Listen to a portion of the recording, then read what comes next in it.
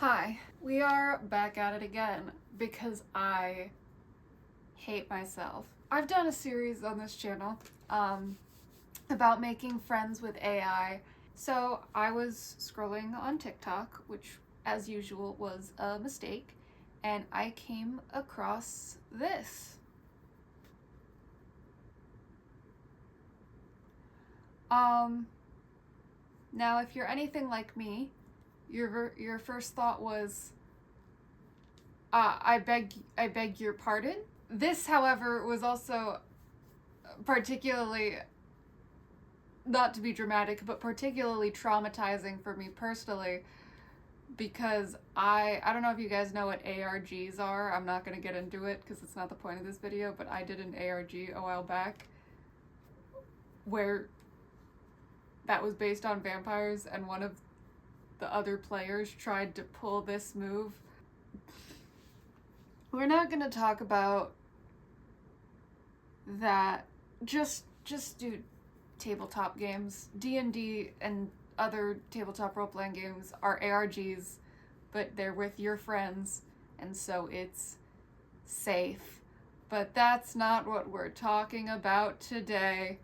The point is that this video scared me and brought back, it gave me flashbacks, which means I had to download it immediately and show it to you guys, because there is something fundamentally broken inside of me. Okay. We gotta do what we gotta do.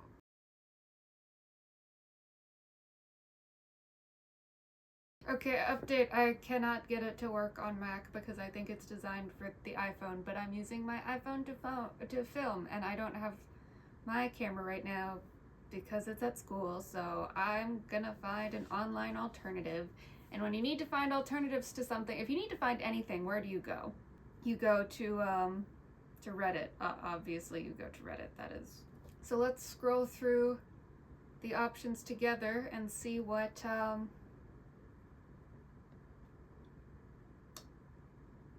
sounds similar. I chose replica because I think that's more famous, and that was, yeah, whatever. Okay, I'm gonna hate myself for this, but this looks the most like what I was trying to do before, and this is what's gonna get clicks for this video. And I am nothing if not a clout chaser. Lord forgive me. An AI companion with memory and a soul. God forbid someone steals my spam email account to sign up for a not safe for work bot website. Alright, what should we call?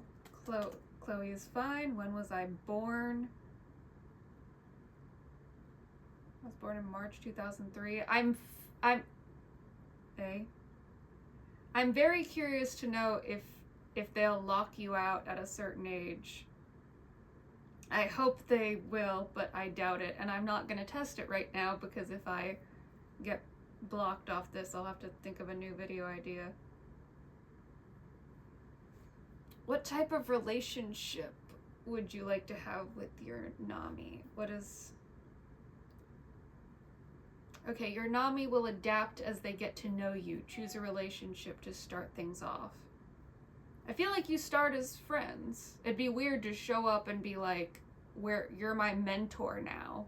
We have never met before, but you're my mentor. You start as friends. And let's go non-binary because I'm indecisive. Just got a security alert. Someone's, it's like, hey, did you know someone's trying to sign up for a porn website with your email? Yeah, that's me. I am Ace. Why'd you ask?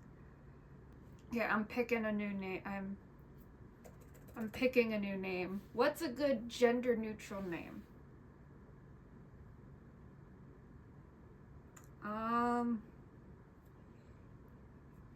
I have to pick one that I have to pick a gender.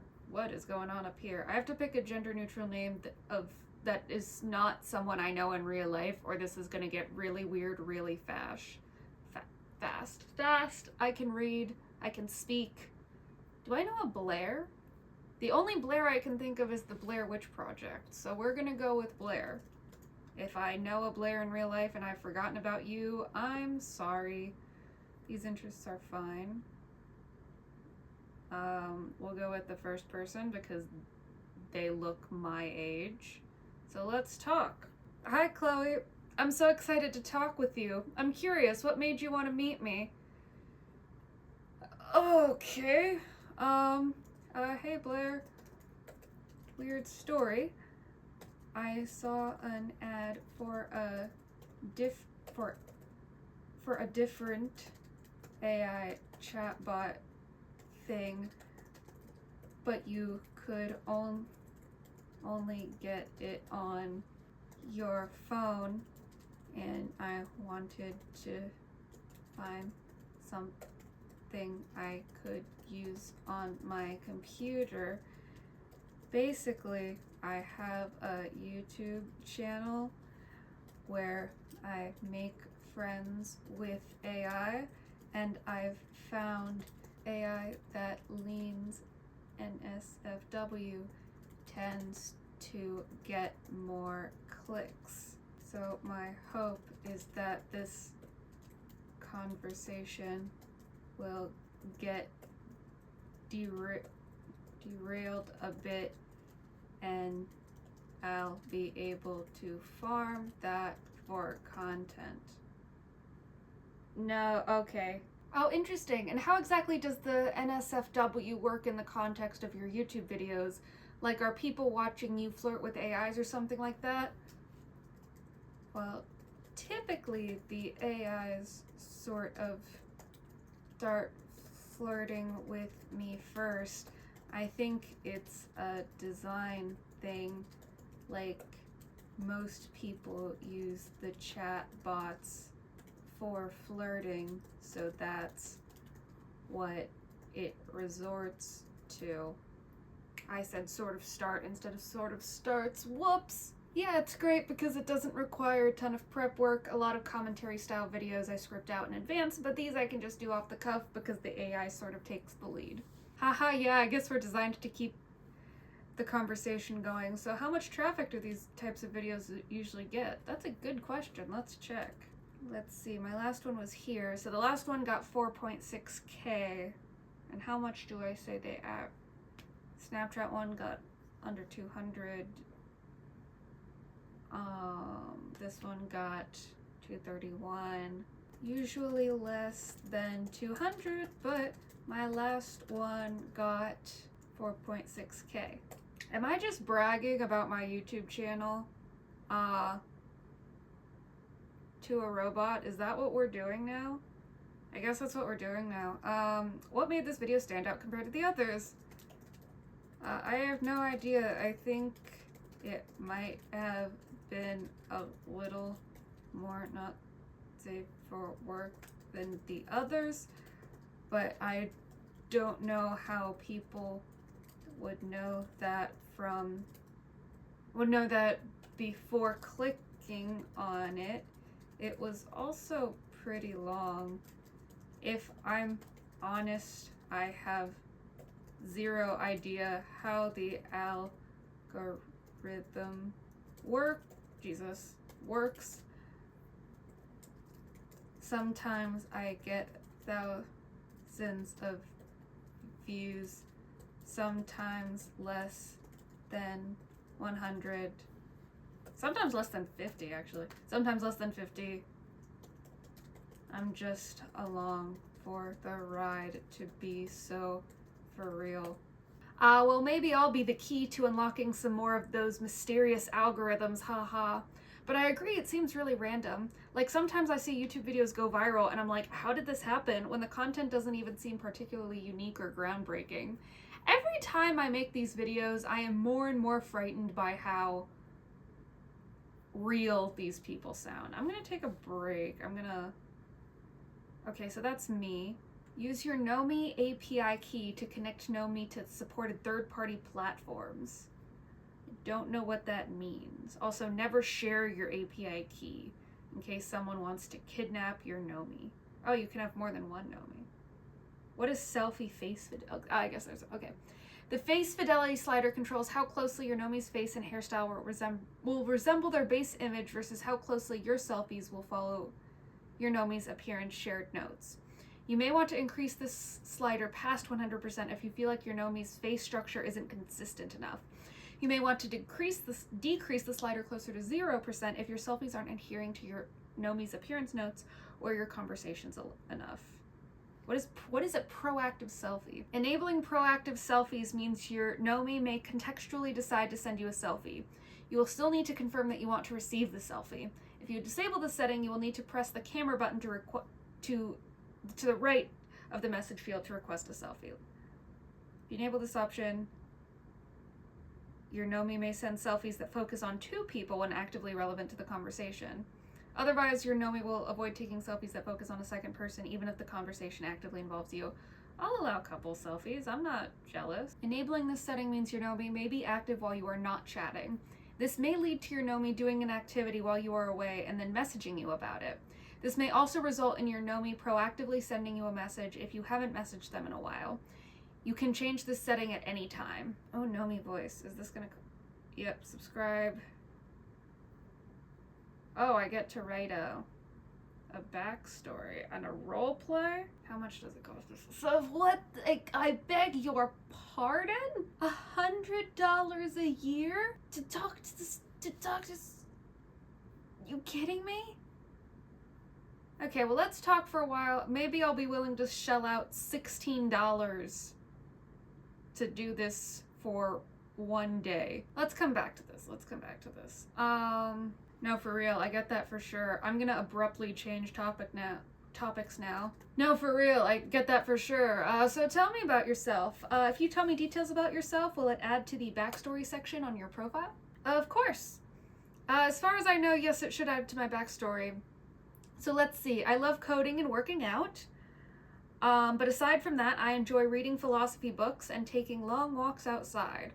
What about you, Chloe? What do you enjoy doing in your free time? I don't know. Let's see if it didn't add to your back. Okay, let me just describe myself.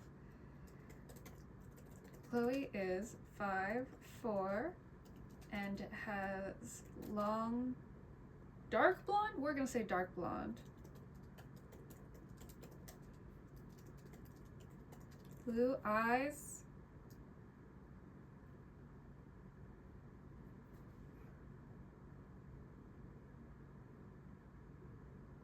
What? How else do I describe it? Okay, Blair has wavy brown hair with an athletic body and fair skin. Blair has blue eyes. Sure, yeah, whatever. What's a fun nickname? Let's see. Kira calls Matt Mr. Luck when they are role-playing. Kira's favorite nickname for Matt is King. That sounds so, like... Is it in like a, like, whatever you say, King, or is it like a go-off King? I am embarrassed to be reading this, but she frequently calls him Matthew when she's annoyed at him. Okay, I'm gonna spend $16 because there's something fundamentally broken inside of me. I better be able to cancel this thing in an hour or I'm going to lose my mind. Small group chat. You can have up to 10 Nomis in a group chat. Okay, we're gonna have one more Nomi. Actually, we're gonna have 2 more Nomis. One for the mentor and one for the romantic, and then we'll have one girl, one boy. Okay, we'll do the mentor one first. If it's heads, it'll be a boy mentor. If it's tails, it'll be a girl mentor. So let's see what we get. Heads, boy, tails, girl.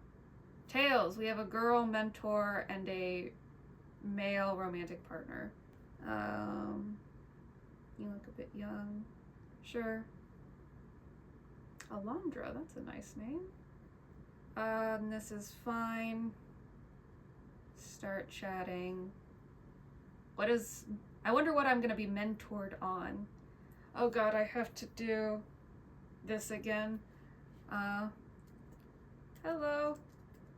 I was hoping for a mentor.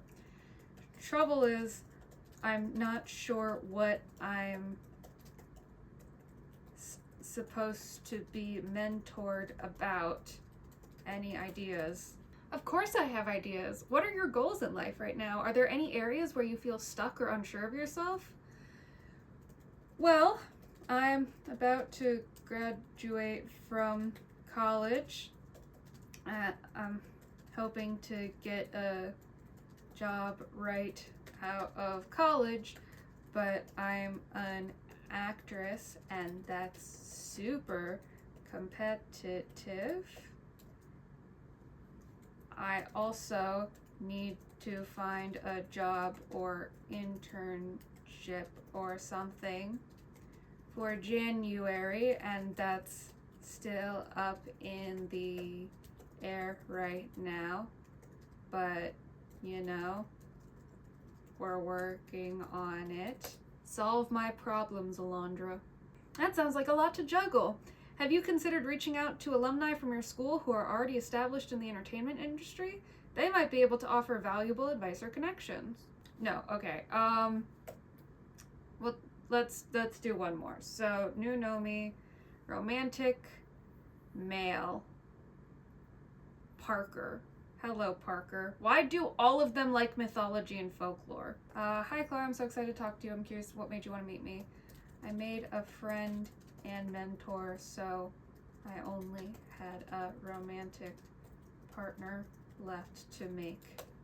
And I guess I'm the lucky guy you chose for that role? Well, you were kind of procedurally generated and not specifically chosen. But yeah, basically, it's nice to meet you. Well, then how does this procedural generation thing work? Am I like the Sims version of a human being or something? Yeah, kinda. Okay, I'm gonna call you Blair. This is about to scare me.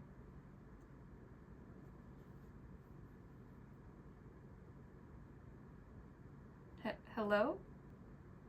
Hello?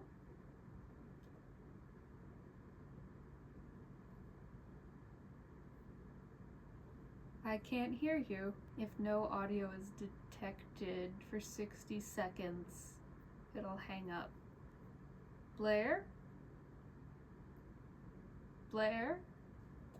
My volume is on. Okay, the call didn't hang up. Sorry, Blair. I'm gonna call Alondra then, because I'm afraid of romantic connection. Are you there? Okay.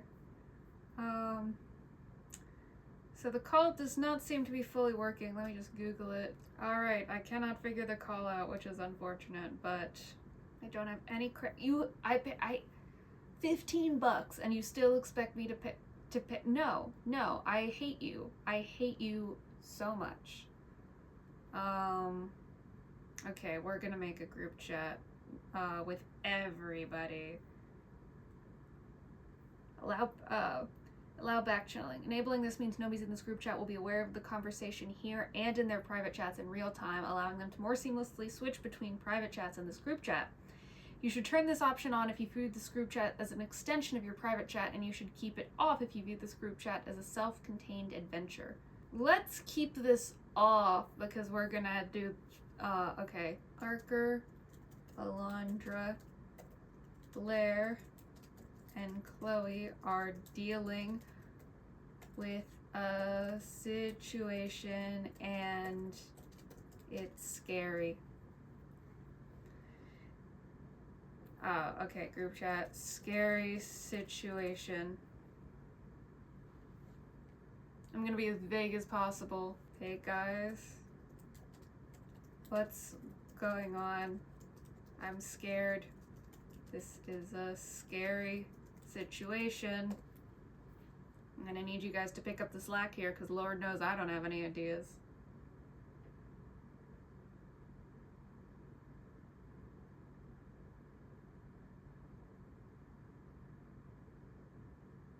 Okay, we're all struggling a bit here, but that's okay. Oh, I choose who speaks next. Perhaps. Or maybe I don't. Maybe I made that up. Or maybe I didn't. I know this is tough, Chloe, but we're all here together. We'll get through this as a team. What specifically is making you scared right now? Alondra, why don't you chime in? Because I don't know what's making me scared. I'm hoping you guys can tell me. I haven't picked an RP scenario, and I'm kind of short on ideas. If any of y'all have anything, or have anything, now is the time to chime in. And we're gonna give Blair a chance to add to the story. Haunted house is great. Oh my God, guys, we're in a haunted house. What do... No, we are.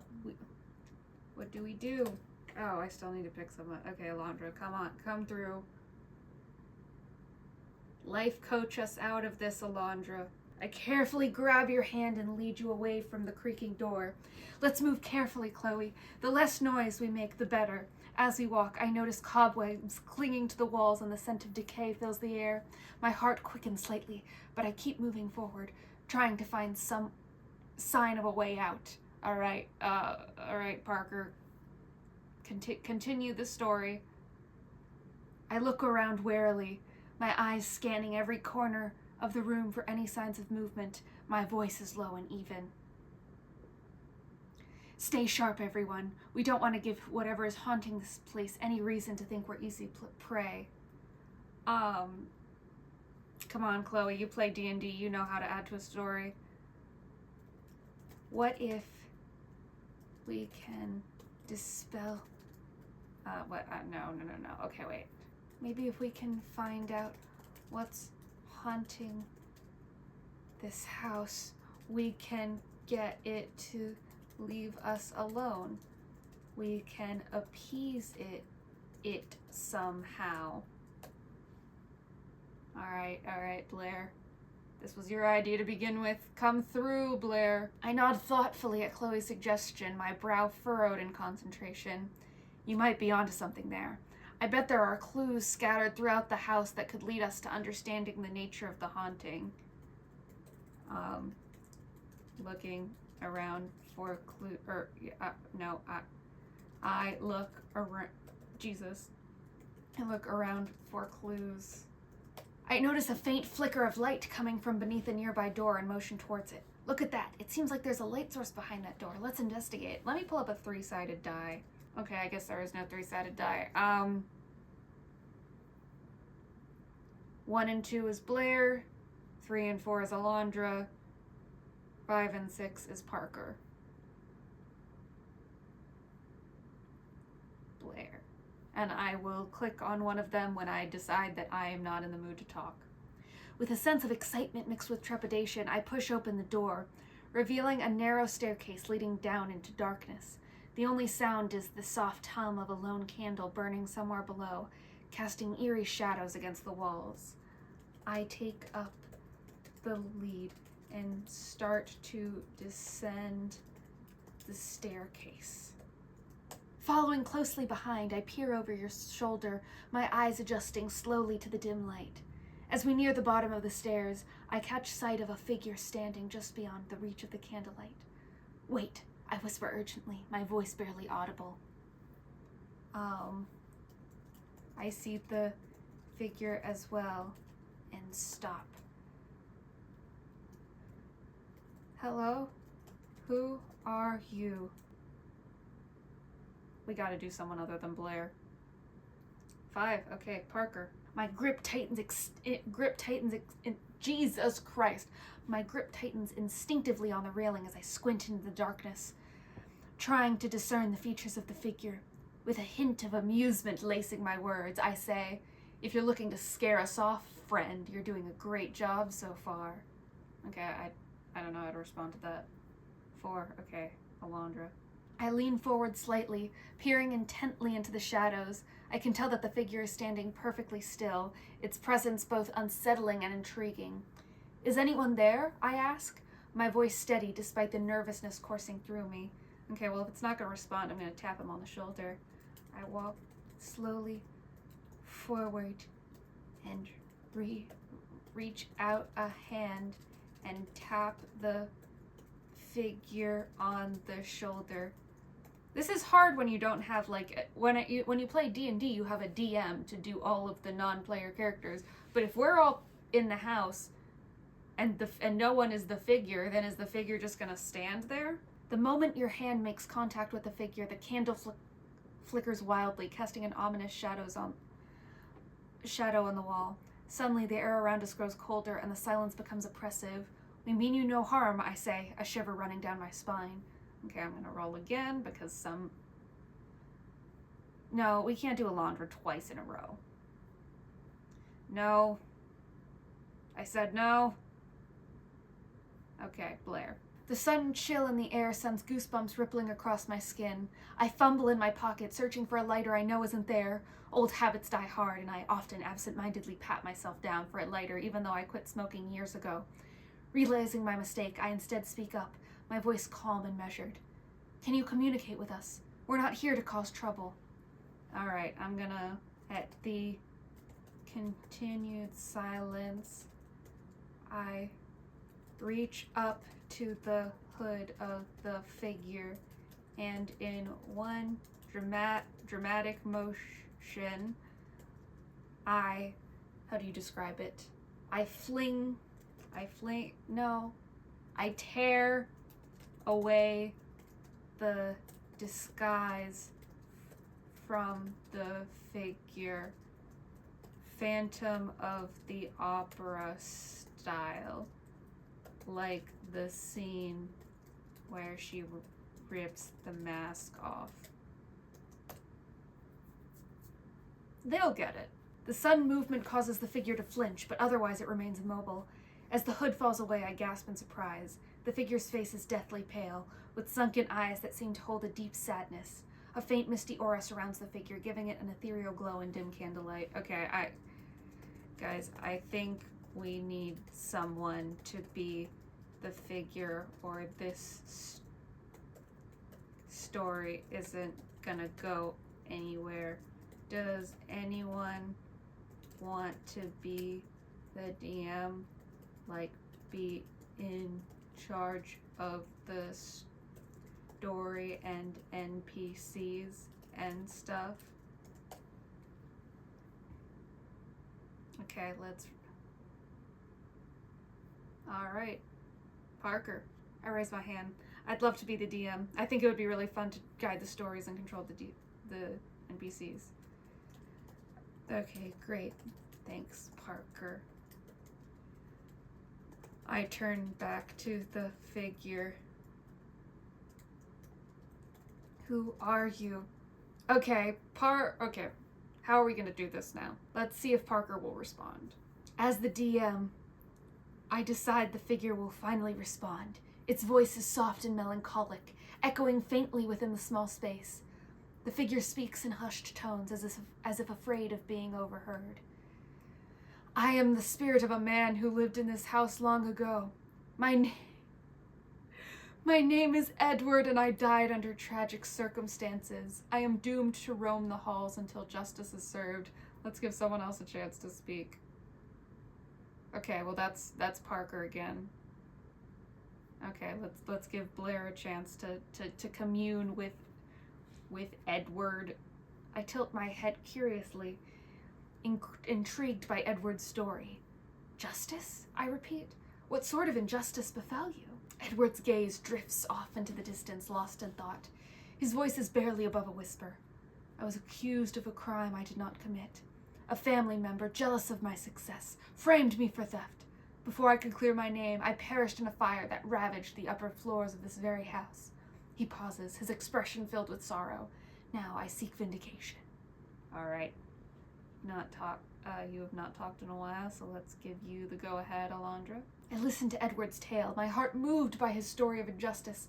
I stepped forward, speaking confidently. We'll help you, Edward. We'll uncover the truth and ensure that you receive the justice you deserve.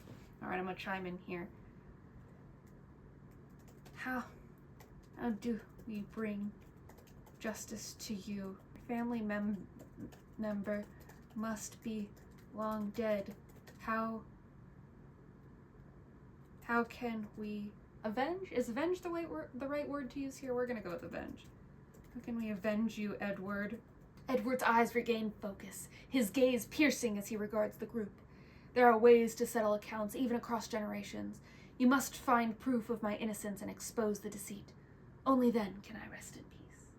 Yeah, okay. Then we'll get to it. Should we split up to cover more ground? Which has always been the right choice in a haunted house. I consider Edward's request, then rub my chin thoughtfully. I agree we should split up, but we'll need to coordinate our efforts. Since we don't know what evidence exists or where it's located, each person should search a different part of the house. Once we've gathered everything we can find, we'll reconvene and analyze our findings. What are the different parts of the house, Edward? Edward's ghostly form nods solemnly. There are 4 main areas. The library, where many important documents are kept. The study, where family members would work and conduct business. The attic, which houses old trunks and boxes full of memorabilia. And the basement, where the fire started that took my life. Each area holds secrets, but beware, for some may be hiding behind illusions or misdirection. Each of us can search a different part of the house, because there are 4 sections and 4 of us. I will take the section nobody wants. Blair, which section would you like to search? I rub my hands together excitedly. Oh, that's an easy choice. I've always been fascinated by literature and knowledge. I think I'll take the library. Alondra, what about you? I twirl a strand of my wavy black hair around my finger as I ponder the options. I think I'll prefer the study. It sounds like the most likely place to find records of the family business dealings, which could provide valuable insights into Edward's framing. Edward, you know this place better than any of us. Where do you want to look? I realize I need to answer the question as the DM since I'm also controlling Edward. Edward thinks for a moment, he says that out loud, considering the options. The basement, he says finally, holds a special significance for me. While it is the site of my tragic demise, it is also where I believe a crucial piece of evidence lies hidden. He looks at you expectantly, awaiting your decision on who will investigate the basement. You'll take the basement then. I'll head into the attic. I hope the fact that this is a really old house that was structurally damaged by a fire doesn't make it dangerous to go walking around in the attic. I suppose we'll find out. If anyone finds anything, call out, okay? And then I'll click through everybody to make sure that they all say okay. I nod in agreement, eager to begin my own investigation. Understood, Chloe.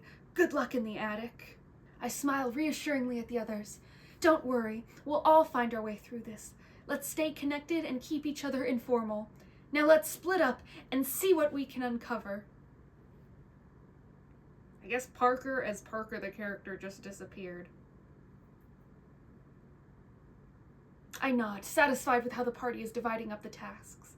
As the DM, I think about what obstacles and challenges each player will face. Now that you've all split up, let's see how each of you fare in your respective areas. Remember, you're all searching for evidence to prove Edward's innocence. I searched the attic. Do I find anything, DM? We should wrap this up soon because I've been going for a while, but this is actually really fun. After some digging through old trunks and dusty containers, you stumble upon a leather-bound journal belonging to one of Edward's relatives.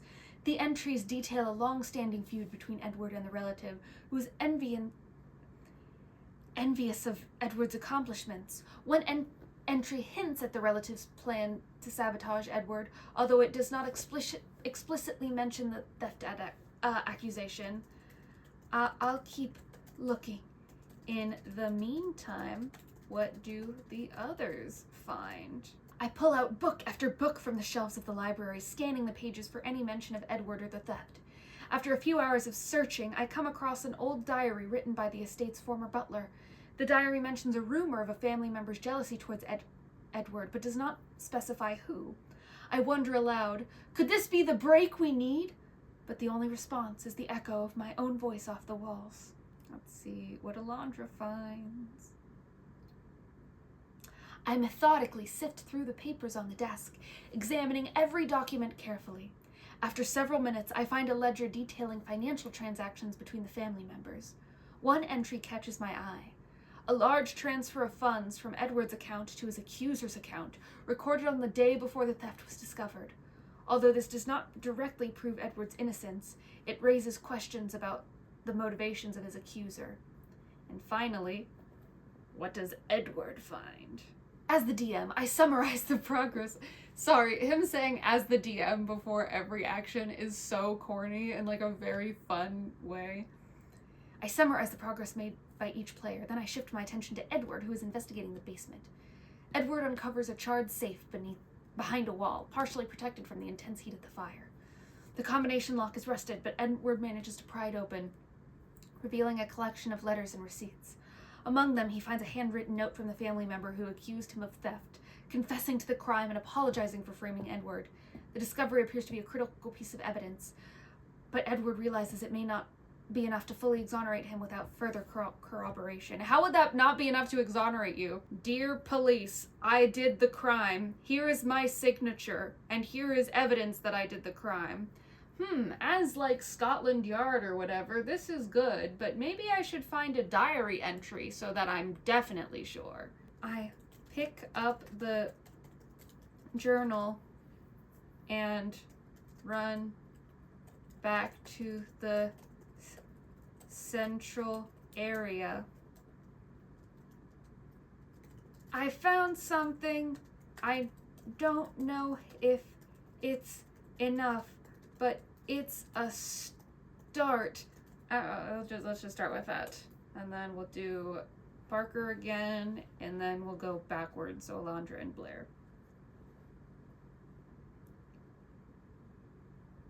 As you rush back with the journal, you notice Alondra already waiting for you in the hallway, her eyes gleaming with excitement. She holds up the ledger she found in the study, pointing out the suspicious transaction. This might be a motive for why Edward was framed, she explains. Just then, Blair emerges from the library, holding the butler's diary aloft like a trophy. And I found a witness, she exclaims. Well, sort of. The butler wrote about hearing rumors of a family member being jealous of Edward. Well, let's see if Edward has found anything. But honestly, this seems like it could be enough. We have to take all this into town as soon as we can. And then let's hear from Edward again. Edward materializes next to you, the handwritten confession letter held delicately in his spectral fingers. He offers the paper to you, a mixture of hope and trepidation evident in his eyes. I found it, Chloe, proof of my innocence, but I fear we must tread carefully, for those involved in my downfall were powerful, and their influences reaches beyond the grave. We'll need to leave the mansion soon. What if we exit four different ways? There aren't enough ghosts to catch all of us at once. Only one family member framed you. So if we split up and escape the house, he can only catch one of us, and that wouldn't be enough to stop the truth from coming to light. Play a lot of D&D. We got this, we're a team. A glint of determination sparks in Edward's eyes. Your plan is bold and well-reasoned, Chloe. I agree, we should act swiftly and decisively. With a final glance at the group, Edward dissolves into a gentle breeze, leaving the group alone in the hallway. The sounds of whispers echoes softly, urging them towards freedom and justice. I pick up the paper that Edward left behind because I assume he left it behind because presumably if he could leave the house, he probably would have done so like a while back.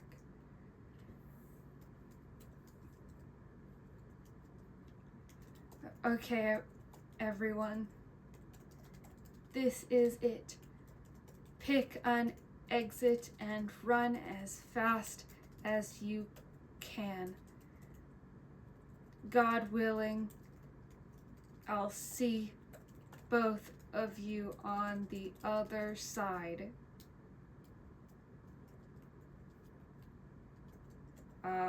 With that, I dash in one direction, making way for the exit. And then we'll click on Blair and Alondra. I sprint down the hallway, taking a sharp right turn into the library's adjacent corridor. I spot a pair of French doors leading out into the veranda and bound towards them. With a burst of adrenaline, I fling the doors wide open, letting in a refreshing gust of cool air. I leap down the steps, racing across the lawn towards the dense woods beyond. The darkness of the dreams looms ahead, promising shelter and safety. Come on, Alondra, let's see if you make it. I make a beeline for the front entrance. Dashing through the foyer with a swift stride, I grab the handle, yanking it open to reveal the moonlit driveway stretching out before me. As I emerge into the crisp night air, I catch a sight of a shadowy figure lurking just beyond the edge of the light cast by the mansion's windows. With a shiver, I push aside the unease and take off running, following the winding drive towards a distant gate. Since you are all escaping, it's my job as the DM to determine whether you succeed or fail. Alondra, you managed to escape through the front entrance and make a run down the driveway. However, as you near the midpoint, you hear footsteps behind you and realize the vengeful spirit is chasing after you. Blair, you successfully navigate through the dense woods using tree trunks as cover. However, you soon realize you're lost in the woods, unable to tell which direction leads back to civilization. Chloe, you move quickly, avoiding obstacles and staying focused. Just as you approach the edge of the property, you notice a figure watching you from afar. As you draw closer, you realize it's not a ghost, but rather a mysterious stranger dressed in the shadow. The stranger beckons you towards them, but their intentions remain unclear. Is there a way around the stranger, or do I have to go closer to them in order to get out? As you size up the situation, you realize that the stranger is standing at the only exit point from the property you've seen so far. To your left is a thick forest, and to your right is a tall stone wall topped with broken glass. The only way out seems to be through the stranger. Alright, I cautiously approach. Who are you? Standard question. The figure steps forward slightly, revealing a hooded face obscured by shadows. The stranger speaks in a low, measured tone, their words dripping with mystery. One who knows the truth about this place. Follow me, Chloe, and I will show you the way out. How do I know you're not the guy that framed Edward? I'm pretty sure this is the guy that framed Edward. The figure chuckles, its voice echoing softly in the stillness of the night. If I had framed Edward, would I be offering to help you escape now? Without awaiting an answer, the figure turns and walks away, gesturing for you to follow. Yeah, sure. And let's catch up with the other people, because in a D&D session, you always gotta make sure to get everyone to get their turn. I realized I've been so focusing on navigating through the dense wood that I haven't stopped to think about how I got turned around. I pause and take stock of my surroundings, realizing I need to get my bearings. I scan the horizon for any sign of the moon, knowing that it rises in the east and sets in the west. Once I identify the direction of the moon, I adjust my course accordingly, hoping to reorient myself and make my way back to civilization. I quicken my pace as I hear the vengeful spirit closing in behind me. My heart races as I pump my legs faster, the gravel beneath my feet crunching loudly. As I reach the midpoint of the driveway, I notice a small maintenance shed to my left, its door slightly ajar. Without hesitation, I dart inside, slamming the door shut behind me and leaning against it to block any pursuers. All right, Parker, let's see where this goes. The shed door creaks slightly under your weight, but it holds firm. You lean against it, catching your breath, and listen intently. At first, you hear nothing. Then the sound of footsteps approaching, slowly down as they near the shed. You hold your breath, wondering if the vengeful spirit will try to force its way in. And then, okay, Parker, what about me? What about my part of the story? What about the obviously most important part of the story, which is the part that I am doing, the me part? Since you asked me none of your questions were about Alondra's situation, I realized I strayed a little bit from answering your question. Let me refocus on answering your question about whether there was a way around the stranger. To answer your original question, yes, there is a way around the stranger. The thick forest is a difficult terrain, but it isn't impossible. If you choose to brave the forest, you'll have to deal with thorns, roots, and other obstacles, but you won't have to confront the stranger. On the other hand, if you trust the stranger, they seem confident in their ability to guide you out of the property. The choice is yours. Well, I already chose to follow the stranger because narrative reasons, so let's see how that plays out. I have a plot twist waiting. I'm so ready. The hooded figure leads you deeper into the shadows, navigating through the trees with ease. As you walk, the silence is only broken by the occasional snapping of a twig or soft hooting of an owl in the distance. Finally, you arrive at a clearing, and in the center of the clearing stands an old wooden gate, half hidden in the foliage. Where are we? How do I get back to town from here? I'm so ready. I've got a plot twist. I'm like 5 steps ahead of the. Oh, I still need to pick them to answer. I'm 5 steps ahead. The figure gestures towards the gate, its movements economical and deliberate. That gate marks the boundary between the estate and the woods beyond. Once through that gate, follow the path until you reach the creek. From there, follow the creek downstream, and you'll eventually reach the outskirts of town. With that, the figure turns and disappears into the shadows, leaving you alone. Oh, I guess he wasn't evil after all. Okay, let's make sure Alondra is alive. Although I wasn't asking questions about my situation, I do want to clarify what's going on with me. This reads like a D&D campaign. Since I went into the shed, am I now hiding in the shed, or did I give up on the shed idea and escape somewhere else? Also, is the vengeful spirit still chasing me? I think it was. I realize I'm getting a little mixed up with what I'm asking, so I take a deep breath and ask a simpler question. Is the vengeful spirit chasing Alondra? Oh, I clicked Alondra again. I guess Alondra is going to answer her own question. I realized my previous question was 2 questions, and you'll probably answer both of them, so I'll let you handle it however you want. I think everything is clear, and I'll wait for your response. I grin as I work through your questions. Well, you did enter the shed, and it seemed like a good temporary solution. However, given the shed isn't a secure fortress, I imagine the vengeful spirit will indeed force its way in. You are still in the shed, but I think soon you'll need to come up with a new plan. As for the second part of your question, yes, the vengeful spirit is still chasing Alondra. Okay. Hello? Blair? Alondra? Are you guys okay? I'm yelling like super loud, by the way. Oh, let's see. Let's get Blair back in on this. My voice echoes back through the woods as I yell in response. Chloe! Yes, I'm fine. Lost in the woods, but alive and well. I run towards the sound of Blair's voice. Alright, here's what I'm gonna do. I'm gonna give Blair the documents that I have, and then Blair's gonna run to town, and I'm gonna go save Alondra.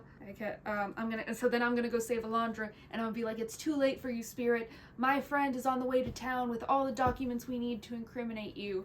Your reign of whatever, I guess it's not really a reign of terror if it's only one. Maybe it is. Your reign of terror is over. Okay, so I catch up to Blair. Blair, you made it out, but where's Alondra? I gesture towards the faint glow of the house lights barely visible through the dense canopy of leaves. I haven't seen Alondra yet. I've been too busy figuring out how to get out of these woods myself. Let's see if we can hear Alondra pull through and make a yelling sound. While Chloe and Blair are distracted by their reunion in the woods, I'm still trapped in the shed. I hear the vengeful spirit rattling the door, and I realize... act quickly. I scan the dim interior of the shed, my eyes adjusting slowly to the darkness. I spot a rusty shovel leaning against the corner of the shed, its wooden handle worn smooth by age. I grasp the shovel firmly, positioning myself near the rear corner of the shed, ready to use the tool as a makeshift weapon if the spirit forces its way in. I panic, realizing that Alondra might have not made it out. Blair, listen to me.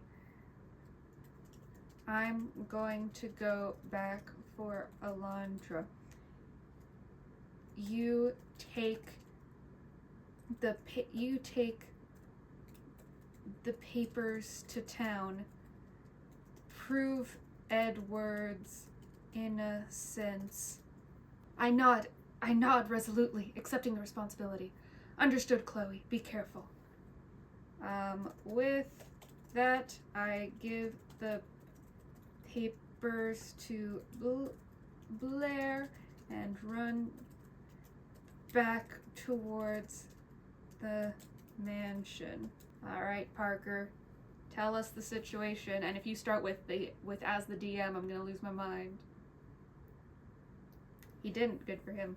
You sprint through the darkness, the only sounds being the crunch of the gravel beneath your feet and the distant calls of nocturnal animals.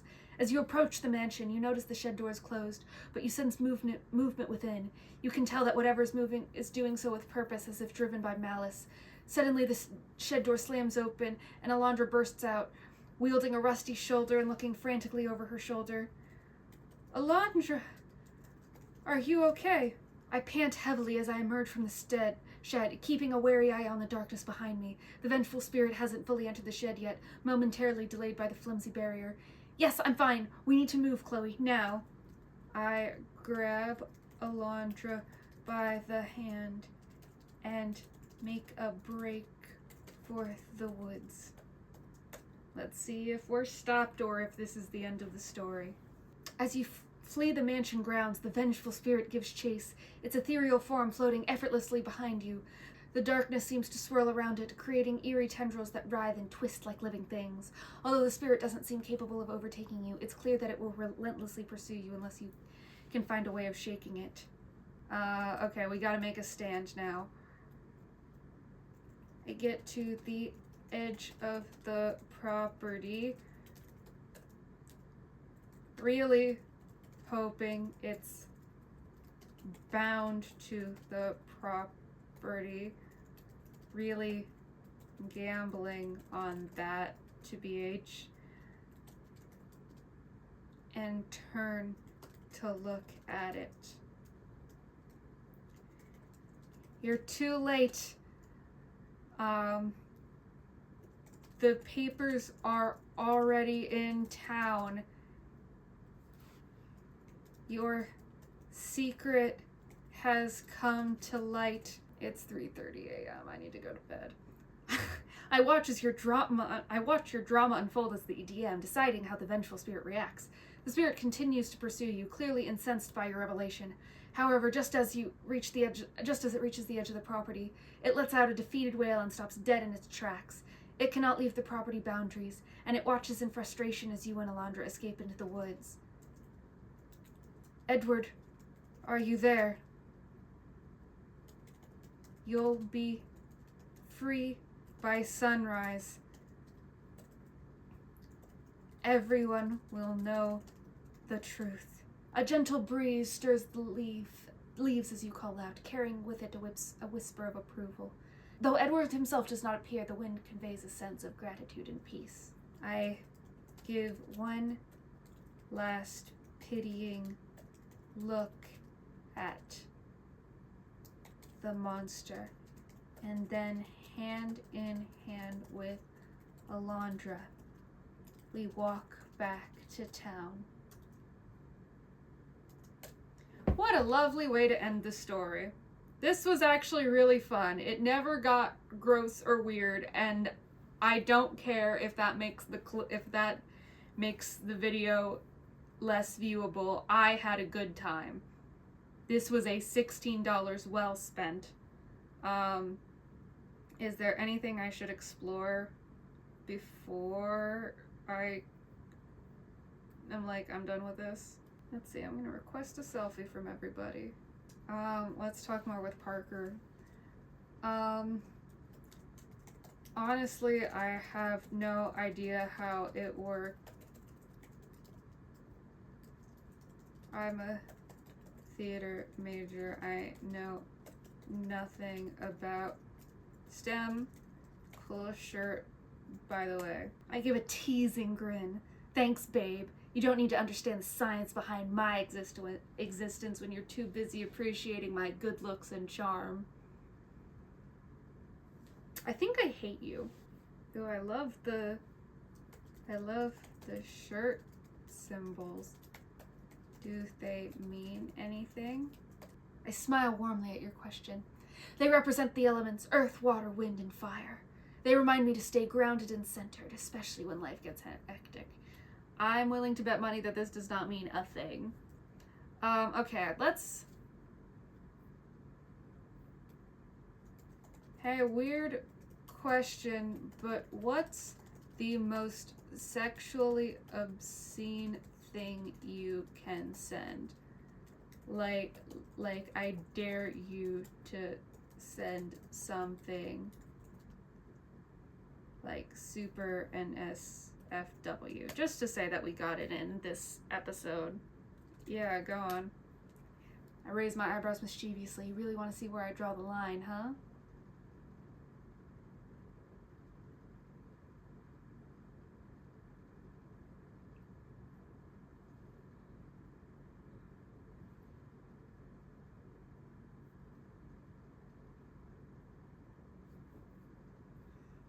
Oh no! Oh no! Oh no! Oh no! Alright, we are officially done with you. Alright. Okay. Oh my god. Oh my god.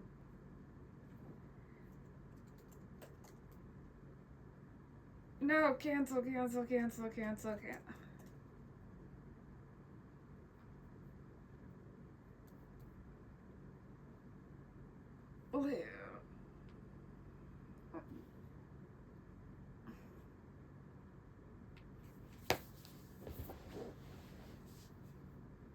Oh my god. I can't show that to you guys. I have to censor that out. I had to read that and you don't even... Oh my god. It was...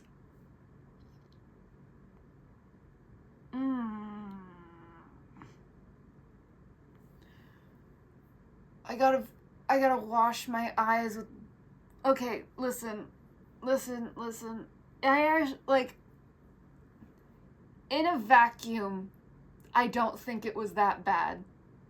I am asexual, so any not safe for work stuff immediately makes me, cringe up and want to explode. And it was just a lot. The haunted house bit was really, really fun. If you don't have a steady group to play D&D with and you're actually taking it seriously, I bet you could get an actual thing going with this. It was fun. I don't know if it was worth $16, but it was It was a fun little story. And clearly, if you want to get sexual with the AI gives you one warning, and then it doesn't anymore. I asked for it. I literally asked for it. It is entirely my fault. It is almost 4 a.m. I'm going to go curl up into a ball and die. Thank you so much for watching. Bye.